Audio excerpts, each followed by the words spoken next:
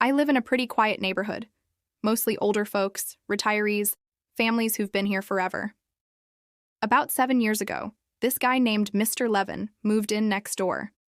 Kind of a loner, but polite enough. We'd wave if we saw each other, but that was it. No big deal. A few months after he moved in, I noticed his basement light was always on. Day, night, rain, snow, didn't matter. I figured maybe he was forgetful or just didn't care about wasting electricity.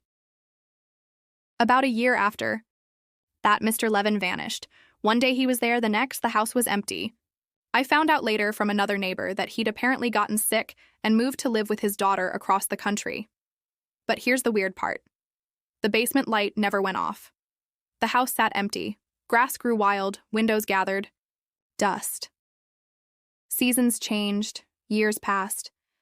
But if you looked through the small ground-level window, the same sickly yellow bulb buzzed endlessly, like something was still happening down there. I tried to tell myself it was a wiring thing. Maybe the switch broke. Maybe it was left on intentionally. But then, about 2 months ago, a for sale sign went up. Finally, an agent started showing the house.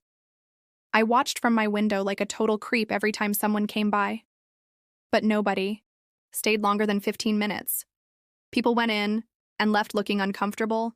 No offers, no renovations. Just polite no thanks and a quick retreat. Last week, curiosity got the better of me. I noticed during a showing that the back door was left slightly ajar after the agent left. So, I went in. The house smelled like stale wood and something faintly metallic. Dust was thick on every surface, except for a clear trail leading from the back door, straight to the basement door.